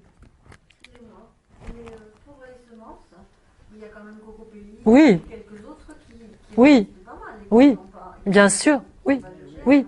C'est ce que j'ai. Mais Jusque-là, on pouvait, enfin on peut, mais justement, si le poison vient d'en haut, comment on fait? Et d'ailleurs, Cocopelli, j'en parle pas mal dans mon bouquin parce qu'il y a Dominique Guillet, que vous connaissez si vous connaissez Cocopelli, qui est le fondateur de Cocopelli, qui a écrit des articles sur le carbone absolument extraordinaires. Il y en a un qui s'appelle Carbone mon amour, qu'il faut lire, je vous en dirai un extrait tout à l'heure, et où il dit que c'est vraiment une connerie monumentale, quoi, que le carbone c'est la vie. Voilà, par exemple, il dit taxer le carbone, le cœur de la vie, c'est comme taxer la sexualité, le cœur de la reproduction et de la jouissance orgasmique. La mort, c'est la vie sans carbone. Il explique le pouvoir de résilience de la Terre grâce au carbone, justement. Et en tout cas, ce qui est grave, c'est que si la production industrielle des cultures qui vont être adaptées, soi-disant, au changement climatique que eux nous préparent, pas du tout ceux qui sont naturels, les conditions qu'ils créent, je sais pas comment on va avoir une indépendance alimentaire quelconque, c'est-à-dire qu'ils vont nous obliger à ne plus manger de façon organique, à ne plus boire de l'eau qui est pure, etc. Petite remarque pour enchaîner et rebondir, mais tous les agriculteurs aujourd'hui dans les arrière-pays de tous les départements font eux-mêmes leurs graines, il y a des cabines à graines dans de plus en plus de Oui. Il y a une résistance qui s'organise Oui. depuis longtemps, et pour les OGM, on a vu des amarantes et autres plantes aller bouffer des champs de maïs OGM au 3 à 5 ou plus d'années et reprendre le dessus. Alors je dis pas que c'est... non. Dire, même si le diable veut nous faire mourir, on y arrivera, on aura toujours la répartie, mais peut-être un poison, toujours son antidote. Ça dépend du niveau de conscience des êtres humains qui sont là en face de... Ça dépend aussi de la vitesse à laquelle ils vont appliquer les choses, quoi. Parce que la vie n'est pas toujours plus forte. Enfin, je veux dire, Si, non, mais bien sûr qu'il faut espérer. Le fait de savoir ce qui se passe ne veut pas dire qu'on est pessimiste. Je pense qu'il faut le savoir justement pour lutter. Si on était pessimiste, je veux dire, ce serait dramatique. le danger, c'est d'avoir plus peur que de savoir qu'on va y arriver. C'est cette balance. Parce que ça fait quand même flipper. Il y a des gens qui ne sortent pas de la peur en face de la prise de conscience. Oui, mais il y a des gens qui ont peur d'avoir peur. Donc, je veux dire, on peut pas faire grand-chose non plus pour eux, quoi. Moi, il y a des tas de gens qui me disent je préfère pas savoir parce que...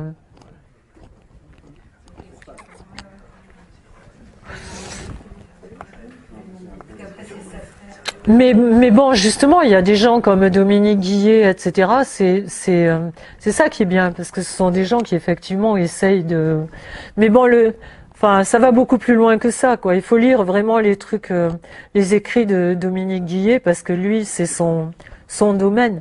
Et il parle des semences, il parle des sols, il parle de l'érosion des sols et tout, c'est catastrophique. Catastrophique ce qu'il dit sur l'érosion des sols, sur la perte de la terre tous les ans, etc. Il y a des endroits entiers qui vont plus avoir de terre arable d'ici 20 ans ou 30 ans, quoi. Donc c'est quand même vachement inquiétant. Après, évidemment, si on n'essayait pas de lutter et d'être optimiste, mais bon, c'est un plan. C'est ça qu'il faut savoir, quoi. C'est pas un truc, c'est pas une fatalité. C'est comme la guerre, c'est comme la crise économique, quoi.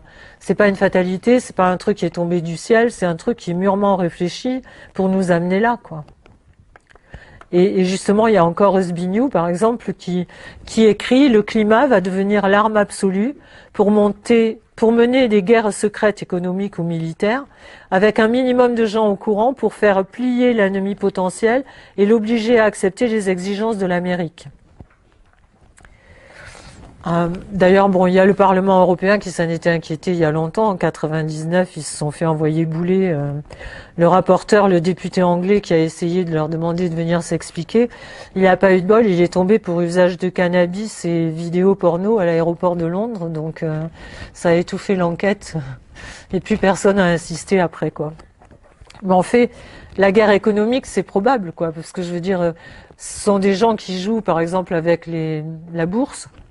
Donc ça permet de créer des sécheresses et qu'il y ait par exemple pas de fourrage pour le bétail pendant un moment, de faire des pluies diluviennes quand les légumes sortent du sol et d'être obligé d'importer. Ça permet par exemple un orage de grêle sur les vins de Bordeaux, ça permet de plus être en concurrence avec les vins de Californie. Enfin je veux dire, il y a plein de trucs où ils peuvent s'amuser. Sur des spots quoi, qui sont pas vraiment des grands, c'est juste la guerre économique quoi, de façon à gagner là où ils veulent. Mais c'est flagrant hein, quand on regarde, là je peux pas vous dire tous les exemples, mais il y en a plein. Le plus connu pour nous, c'est celui des tempêtes de 99. Mais là, c'est l'autre volet de ce que dit Zbigniew, c'est-à-dire pour faire plier un gouvernement s'il n'est pas d'accord avec ce qu'on a dit. Et il y a beaucoup d'explications qui disent que les tempêtes de 99 où ils ont mis la France à genoux, c'est en fait parce que à l'époque Jospin et Chirac avaient refusé l'entrée des OGM en France et ils avaient aussi fait campagne contre un traité qui s'appelait l'AMI, qui était l'ancêtre de TAFTA, du traité atlantique qui a lieu maintenant. Et en fait, ils auraient fait exprès un cyclone sur la France pour les remettre au pas, quoi. Et donc il y a plein d'explications, c'est-à-dire que nous on nous a dit que c'était un cyclone tropical. On fait les cyclones tropicaux d'après les explications des scientifiques. Ça tourne dans le sens des aiguilles d'une montre et ça ne peut se créer que sur une mer chaude. Or, le 29 décembre, c'était le 29 décembre et c'était dans le sens inverse des aiguilles d'une montre. Donc, c'était forcément un cyclone créé de façon atmosphérique. Et après, il y a des tas de trucs, par exemple, sur les relevés, Mark Filterman, sur les relevés de Harpe, etc., a vu que, par exemple, le 23, il y a un trou dans tous les relevés atmosphériques, électriques, énergétiques de la planète, il y a un trou le 23. Donc, effectivement, ça peut correspondre à la préparation de l'ouragan qu'ils nous ont fait. Aussi, on se rend compte chronologiquement que le 4 janvier, Jospin est venu à la télé, il a dit que finalement c'était pas trop au gouvernement de s'inquiéter des OGM et des choses, des industries privées, et que donc il a autorisé la recherche sur les OGM en France, ce qui fait qu'à partir de ce moment-là les OGM sont rentrés et que maintenant il y en a dans parce qu'après une fois qu'ils sont en France, c'est difficile de savoir si c'est pour la recherche ou si c'est la pollution entre l'endroit où il y avait la recherche et la culture, enfin bon. C'est ce qui explique aussi qu'on n'a pas notre mot à dire. On crie tous en disant oui, mais le traité transatlantique, on est au courant de rien. Oui, mais on est au courant de rien parce que justement, à l'époque, Jospin ils n'ont pas signé l'AMI, ils sont pas revenus dessus, mais ils ont signé une clause qui disait que quand les pourparlers des prochains traités qui seraient la suite de l'AMI viendrait en discussion, la France déléguait son pouvoir au commissaire européen. Donc le gouvernement français n'a rien à dire, mais il n'a rien à dire parce qu'il l'a signé à cette époque-là. Donc voilà, moi qui ouvre grand la bouche depuis des années en disant le mondialisme et tout, il faut sortir de l'Europe, il faut sortir. Après, je me suis vraiment posé la question. Je me suis dit sortir de l'Europe, ok, mais s'ils sont pas contents et qu'ils nous envoient un petit tsunami ou un petit tremblement de terre sur une centrale nucléaire, c'est pas sûr que ce soit mieux, quoi. Donc, et après, la liste est longue de toutes les catastrophes soi-disant normales, mais qui sont vraiment bizarres. Donc, par exemple. On se rend compte que quand la Chine a refusé... Alors évidemment, ce sont des coïncidences, il n'y a aucune preuve, c'est juste des coïncidences bizarres, quoi.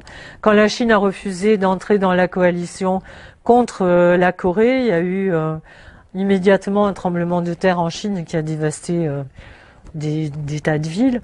Il y a eu le tremblement à Haïti aussi, qui a été terrible, dont on se souvient tous. Moi, ça m'avait choqué à l'époque, mais j'avais pas vraiment compris pourquoi. C'est-à-dire qu'il y avait des milliers de gens qui étaient affamés, qui avaient plus de toit sur la tête. On nous disait qu'ils étaient au bord des épidémies de choléra et tout. Et quand on regardait, il y avait un navire hôpital et il y avait je sais pas combien de porte-avions américains. Donc on se demandait, moi je m'étais posé la question en tout cas de me dire, mais quand les gens crèvent de faim, qui sont au bord du choléra et qu'ils n'ont pas de toit sur la tête, pourquoi est-ce qu'on leur envoie des soldats et des porte-avions? Enfin, je trouvais ça assez bizarre. Il y a une documentation de l'armée américaine, de l'Air Force, qui s'appelle AF 2025 Final Report, qui dit la modification des conditions météo offre aux combattants de guerre un large éventail d'options pour faire échec ou contraindre l'adversaire. Les techniques pour déclencher les inondations, les ouragans, les tremblements, et ça va devenir un premier élément de sécurité intérieure et internationale. Avoir les implications offensives et défensives et même être utilisé comme moyen de dissuasion. Donc évidemment ça peut être en hasard, mais enfin c'est quand même décrit dans le rapport. Donc la technologie qui rend tout ça possible, c'est pas que les épandages, c'est HARP. Dont Zbigniew, qui a tout prévu, disait que c'était l'arme absolue des États-Unis. Ce serait l'arme absolue des États-Unis. Alors officiellement, c'est un programme de recherche sur l'ionosphère pour modifier localement par les ondes de haute fréquence et étudier pour modifier l'ionosphère par les ondes de haute fréquence et étudier la communication longue distance et la communication avec les sous-marins. On remarque que le barium, quand ça crée un couvercle, ça permet aussi aux différents HARP, parce qu'il y en a un en Alaska, mais il y en a en Nouvelle-Zélande, enfin des trucs ressemblant à HARP. Il y en a en Russie, il y en a un énorme qui est en train de se monter en Sardaigne ou en Sicile. Donc ça permet en fait, avec le couvercle qu'ils font, aux ondes d'être conducteurs entre leurs différents systèmes de communication. Donc HARP, c'est en fait HARP Alaska qui est le plus connu, c'est 180 antennes de 20 mètres de haut qui sont reliées à un émetteur qui a une puissance de 20 millions de watts, qui brûle 95 tonnes de diesel par jour et rejette 7 tonnes de déchets. Encore une fois, à côté de nos petites voitures, c'est rien. Donc ça, tout le monde à peu près sait que ce sont les travaux de Tesla qui ont permis de créer ça. Tesla ayant expliqué comment on pouvait transporter de l'énergie sans fil, en fait. Tous ces brevets appartiennent depuis le début par des compagnies interposées au groupe Rockefeller qui les a vendus à Raytheon Group. Raytheon Group qui est le propriétaire de la patente Welbach. Donc c'est vraiment un petit comité. Je vous le fais court parce que c'est vraiment des... Donc HARP en fait c'est soi-disant pour générer un bouclier protecteur pour les missiles, etc. Comme je l'ai dit, pour les sous-marins en plongée. Mais aussi on s'est rendu compte que il y a eu des travaux qui ont montré que les ondes qui balancent peuvent influencer le comportement humain. Donc ça interfère aussi avec notre cerveau parce que c'est dans le même registre que le cerveau humain. C'est-à-dire HARP, ça émet en continu à 3,34 ou 3,39. Et c'est en plein dans les fréquences de notre cerveau. Ça modifie aussi la chimie du son, paraît-il. Et en fait, le principe, c'est que HARP envoie vers l'ionosphère des faisceaux d'ondes de haute fréquence qui sont de l'ordre de 1,7 milliard de kilowatts. C'est pas rien. Hein. Et l'ionosphère est située à peu près entre 85 et 600 kilomètres au-dessus et a la propriété de réfléchir les ondes. Ces ondes descendent après sur ça fait comme un miroir plasma et ça redescend sur nous en basse fréquence, c'est-à-dire en micro-ondes. Tout ce qui est mauvais pour nous. Et l'ionosphère, donc comme je l'ai dit tout à l'heure, c'est quand même vital pour nous puisque c'est ce qui nous protège des UVB. Donc c'est évident que quand ils envoient ce genre de bombardement dans l'ionosphère, ça fait des trous, c'est évident que ça fait des trous dans l'ionosphère et que c'est grave pour nous, pour l'humanité, quoi. HARP peut aussi provoquer des tremblements de terre, des explosions aussi puissantes que des bombes atomiques, ils disent, et ils ont fait des détonements d'armes nucléaires dans l'ionosphère. Il y a une femme qui s'appelle Rosalie Bertell, qui est une immense chercheuse qui est morte il n'y a pas longtemps, mais elle était assez âgée. Mais c'était la conseillère de Carter Et c'est elle aussi qui a fait, qui a dirigé toutes les commissions internationales comme sur Tchernobyl, sur la tragédie de Bhopal, etc. Et elle disait clairement que c'était les militaires qui avaient détérioré le climat et la couche d'ozone. Et je pense qu'elle a totalement raison. Et il y a un type aussi qui s'appelle Nick Begich qui a été le premier professeur spécialiste de HAARP.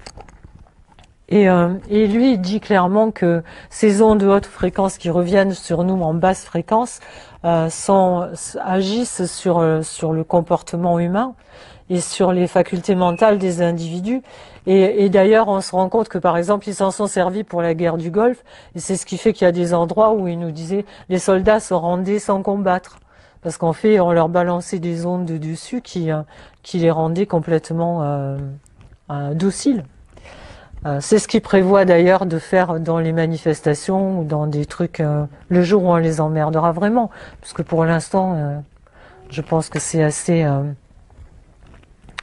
Alors, on sait aussi que la NSA, là, qui a été dénoncée par Snowden, est capable, il montre clairement qu'ils peuvent suivre avec des ondes spécifiques le champ bioélectrique d'une personne. C'est-à-dire qu'on a tous une fréquence spécifique, comme on a un ADN spécifique, des empreintes digitales spécifiques, on a tous une fréquence spécifique.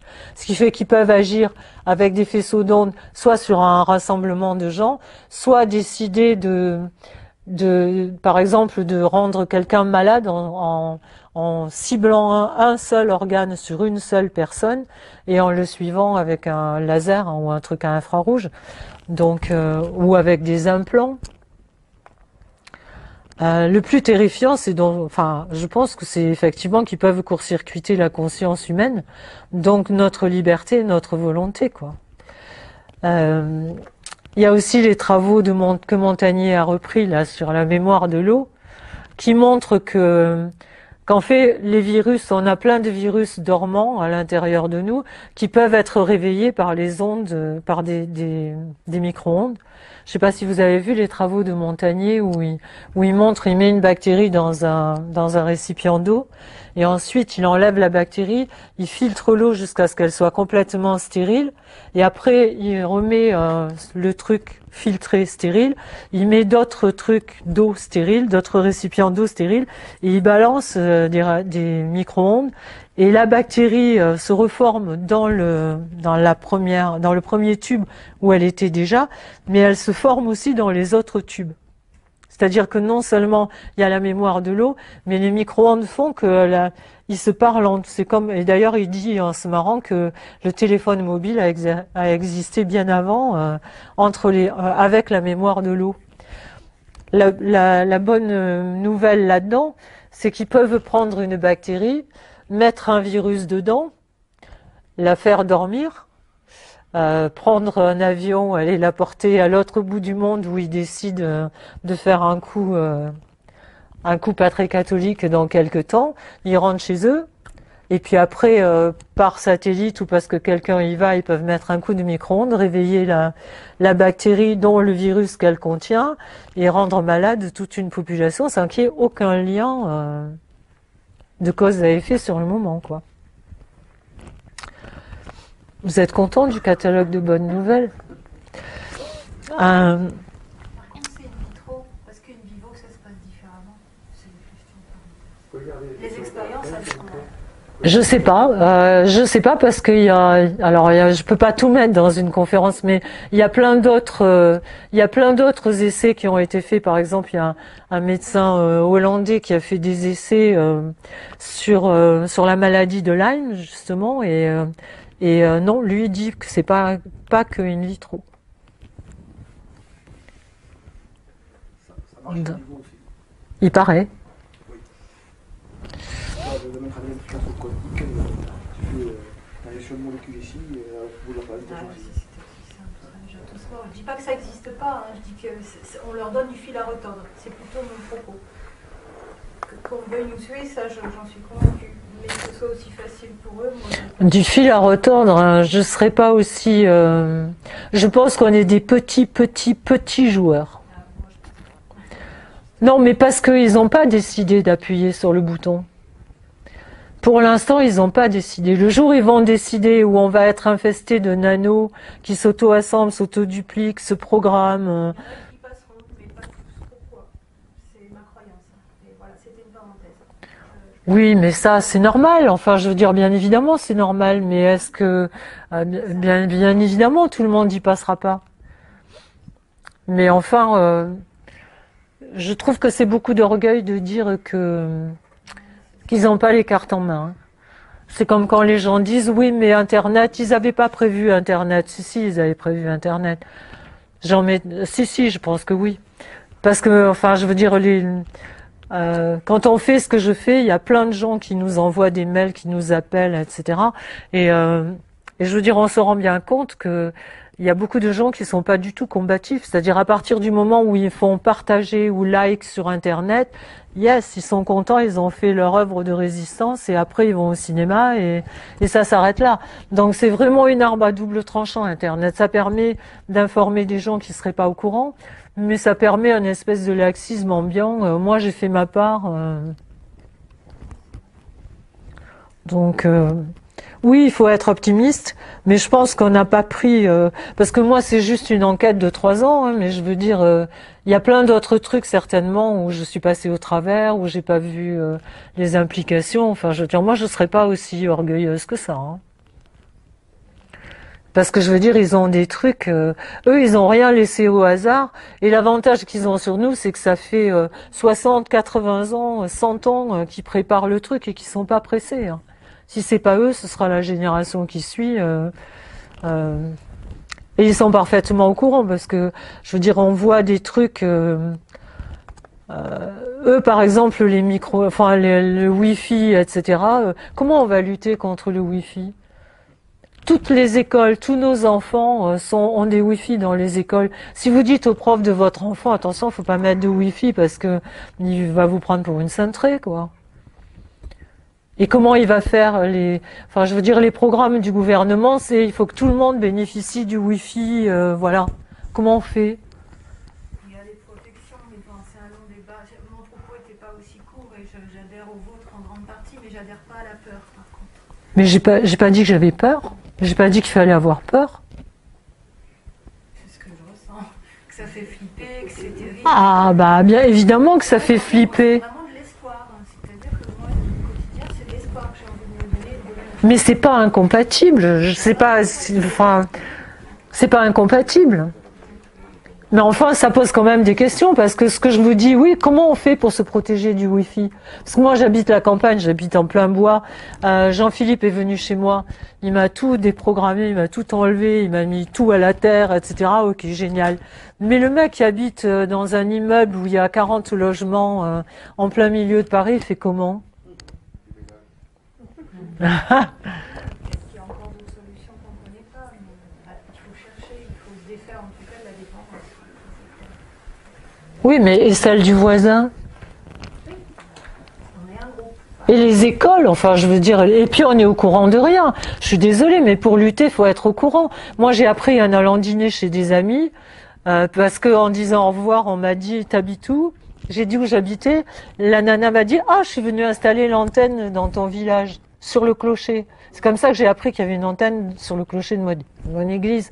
Comment on se défend, là? On n'est pas au courant. Par contre, on sait, je vous disais, il y a une enquête du New York Times où on voit que tous les mecs de Steve Jobs, tous les mecs de high-tech, qui ont des entreprises high-tech, leurs gosses n'ont pas droit au portable, n'ont pas droit au iPad, n'ont pas droit... Il y a un truc qui était très très drôle. La journaliste, elle interviewe Steve Jobs et elle lui dit, mais votre fils, il doit être super content avec le nouvel iPad. Il dit, mais il est même pas au courant, il en a jamais vu, il le verra jamais. Et ces gens-là, leurs enfants sont dans des écoles où ils écrivent sur des tableaux à la craie avec des bouquins. Et ils disaient, enfin, les mecs disaient, mais ils ont tous les livres qu'ils veulent, mais non, plaquettes, non. Et quand ils ont le droit aux tablettes, c'est 1 heure par jour et jamais les veilles d'école, etc. Et Barry Trower, justement, qui est c'est un ancien de la CIA, qui est un spécialiste du radar dans l'armée anglaise. Et il faut regarder les vidéos de Barry Trower. C'est incroyable. Il explique, il dit que ces gens-là sont des criminels parce que en fait le Wi-Fi et le micro-ondes, c'est vrai. Il dit que c'est la thalidomide de notre siècle et que il explique que par exemple une femme enceinte qui joue avec sa tablette et tout, les 100 premiers jours, même avant qu'elle sache qu'elle est enceinte, les 100 premiers jours, c'est le moment où se fabriquent les 400 000 ovocytes d'un bébé femelle. Et que si elle joue avec sa tablette comme ça, elle irradie le patrimoine génétique du bébé fille. Donc ça donne quoi après sur les générations qui viennent? Cela dit, ça c'est pareil, c'est pas un hasard, parce que les mecs deviennent stériles avec les pesticides, les filles avec les ondes, donc en fait ça se tient assez, hein. Il y a aussi un autre truc qui est assez inquiétant, c'est la résonance de Schumann. La Terre, je ne sais pas si vous savez, la Terre a sa fréquence propre, qu'on appelle la résonance de Schumann, qui est de 7,83, qui pareil est en plein dans le spectre, hein, des basses fréquences. Et donc, quand il balance des trucs dans l'atmosphère, des réseaux d'ondes, etc., il perturbe la résonance de Schumann. Et enfin, les humains sont en complète ont besoin de la résonance de Schumann. On est en complète osmose et branché avec la résonance de Schumann. La NASA s'en est rendu compte parce que au début, quand ils envoyaient les cosmonautes dans l'atmosphère, ils se rendaient compte qu'ils étaient vraiment pas bien. Ils avaient un problème. Et en fait, quand ils ont inventé une machine qui pulse cette fréquence et maintenant depuis qu'ils le mettent dans les vaisseaux, hein, les cosmonautes n'ont plus de problème. Donc on a besoin, c'est en fait la résonance de la Terre, quoi, le cœur, la palpitation du cœur de la Terre. Et nous, les humains, on est reliés à ça. Et donc s'il modifie la résonance de Schumann, elle se trouve justement entre la Terre et l'ionosphère. C'est-à-dire que tout ce qu'ils envoient dans l'ionosphère et qui perturbe la résonance de Schumann ou qui change cette distance, perturbe notre relation à la Terre, à la résonance. Donc on ne sait pas non plus ce que ça va faire, pas plus que... Enfin voilà, quoi, on est des mutants, en fait. Ça nous amène à savoir... moi personnellement, alors vous n'êtes pas obligé de partager mon point de vue, ça m'amène à penser qu'il y a trop de choses ils auraient pu choisir autre chose, par exemple, que les micro-ondes. Ils auraient pu choisir autre chose que les OGM qui polluent la Terre. Donc, c'est bizarre quand même que tout ce qu'ils trouvent, ce soit des choses qui nous mettent en danger et pas des choses qui nous permettent... Pourquoi les études, pourquoi les recherches, sont pas dans le sens du bien-être de l'homme et pourquoi pas dans le sens de ce qui va nous rendre la vie meilleure, etc. Pourquoi tout ce qu'ils trouvent, c'est quelque chose qui nous rend malade, qui nous rend inadaptés, qui nous perturbe. Donc en fait, quand on met les trucs bout à bout, on se rend bien compte que d'un côté, faudrait peut-être, je crois que c'est comme quand on vit avec un manipulateur pervers et qu'on veut pas le voir. Je pense qu'il y a un moment où il faudrait regarder les choses en face et se dire que ce qu'ils nous disent, c'est pas de la rigolade, c'est vraiment la réalité. C'est-à-dire qu'ils veulent vraiment éradiquer les 2/3 de la population mondiale, rendre les survivants stériles. Pour une bonne raison, c'est ce que disait Zbigniew, c'est que 80% de la population ne leur sert plus à rien. Ils ont plus besoin de chair à canon pour aller faire les guerres. Ils font des guerres dont on n'est pas au courant. Ça évite de dealer avec l'opinion publique, etc. Et ils n'ont pas besoin non plus de bras pour l'industrie, puisque maintenant, je veux dire, ils ont des robots, ils ont des... Donc, en fait, il vaut mieux qu'ils fabriquent les esclaves que ceux dont ils ont besoin, parce que sinon, ce sont des bouches à nourrir de toutes les manières, qui n'ont pas les moyens de gagner leur vie. Ils ont pas, c'est pas vrai qu'ils veulent lutter pour le plein emploi. Ils peuvent pas. Ils savent que c'est pas vrai. Ils l'ont prévu il y a 30 ans. D'un autre côté, on se rend compte que le rêve de ces barges, c'est quand même le transhumanisme et le fait de voir l'homme et la machine fusionner. Alors franchement, allez regarder les vidéos parce que il y a un mec qui s'appelle Kurzweil. Faut aller voir, quoi. Je veux dire, c'est lui. Alors on me dit souvent, mais eux, leurs enfants, mais eux, si ça leur retombe aussi dessus, donc pourquoi ils le font? Mais eux sont convaincus. Ils sont convaincus que le bien-être de l'humanité vers lequel on va, c'est le transhumanisme. C'est greffer votre cerveau sur un computer et et télécharger un computer sur un cerveau. Et ils pensent que comme ça, ils vont pouvoir, par exemple, si vous avez un problème rénal, réparer, donner au computer, donc à votre cerveau, l'information d'aller réparer le rein, et que comme ça, ils vont être immortels. C'est le vieux rêve d'immortalité. Et ces gens-là sont pas n'importe qui, je veux dire, c'est des savants qui ont pignon sur rue, qui contrôlent beaucoup de choses. Ce fameux Kurzweil, il vient d'être recruté il y a 1 an par Google. Google, il faut savoir que Google rachète depuis 10 ans toutes les sociétés qui ont un rapport avec le transhumanisme et qui ont un rapport avec la recherche génétique et le séquençage d'ADN, tout. Alors évidemment, tout le monde pense que Google, c'est la CIA qui est derrière, probablement. Mais enfin, ils sont quand même vraiment en train de verrouiller le tout, quoi. Et alors oui, on peut être optimiste, mais s'ils y arrivent, quelqu'un qui va être connecté pendant 18 heures à un computer, il va lui rester quoi d'humanité après? Et c'est évidemment dans leur plan, parce qu'ils considèrent que les gens qui veulent fabriquer, les esclaves qui veulent vraiment fabriquer, parce que pour schématiser, on voit bien que ça correspond à ce qu'ils font économiquement, c'est-à-dire ils veulent d'un côté les élites et de l'autre côté les esclaves qui vont leur permettre de faire marcher la machine, point barre. Les autres, ils en veulent pas. C'est pour ça qu'ils organisent plutôt la précarité que le bien-être des gens, et ainsi de suite.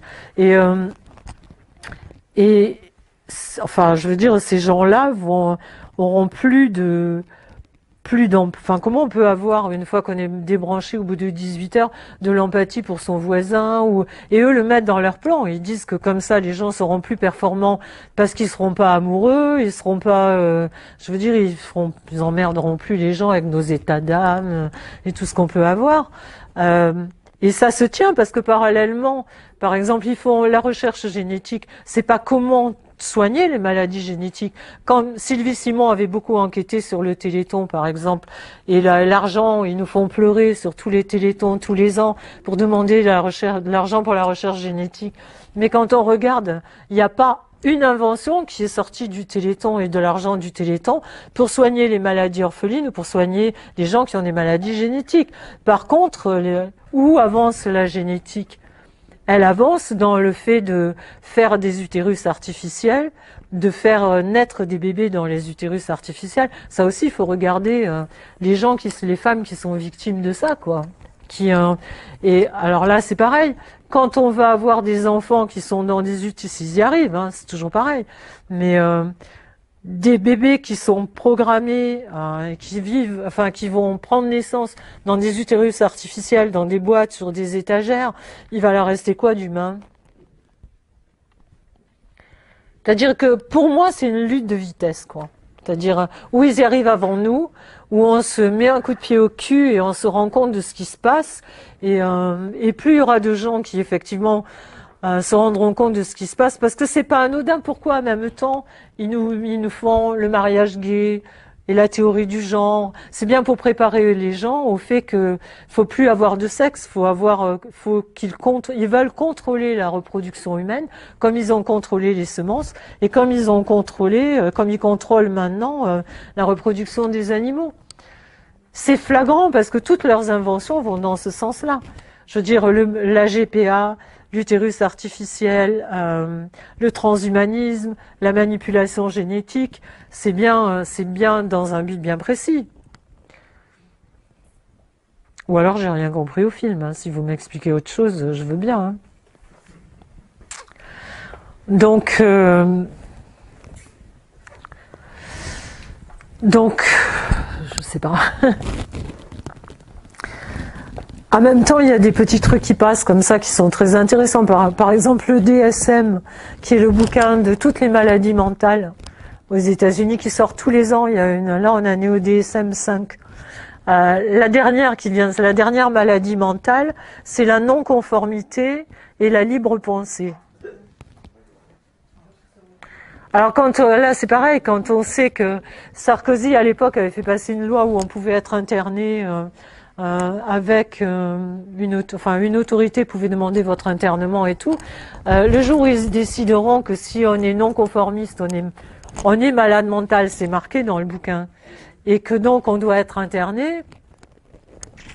Il y a le puçage aussi, parce que le puçage, je veux dire, Attali en parlait sur ses de façon, mais quand Attali, on peut lui faire confiance pour nous faire avaler tout ce qui est bizarre dans l'humanité et qui veut faire passer comme un truc tout à fait normal. Attali fait des causeries où il nous explique que ouais, le puçage c'est pas mal parce que finalement ça va rendre les choses très très simples. Et j'avais adoré parce qu'à la fin il disait notre seule responsabilité sera de pas se laisser connecter à quelque chose dont on ne veut pas. Et comment on fait? Parce que quand on sait qu'ils peuvent ajouter des informations à distance, il y a Obama aussi, je veux dire, qui a dit il n'y a pas très longtemps, parce qu'il y a eu l'histoire avec l'Obamacare, où on a dit que Obama, évidemment, essayait de donner une couverture sociale à des millions d'Américains qui n'en avaient pas et tout. La condition, alors moi je trouvais ça génial, parce qu'effectivement, ils n'ont pas de couverture sociale, sauf si leur patron leur paye leur plan de sécurité sociale. Mais le plan Obamacare est suspendu au fait qu'il faut accepter la puce, avec évidemment les informations médicales, le paiement immédiat, etc. Donc il y a aussi un programme qui s'appelle From Womb to Tomb, c'est-à-dire du berceau, du ventre au berceau, à la tombe, pour les bébés. Il y a un document de la NASA aussi qui est extrêmement intéressant. Ça s'appelle The Future is Now. Ça a été écrit en 2001.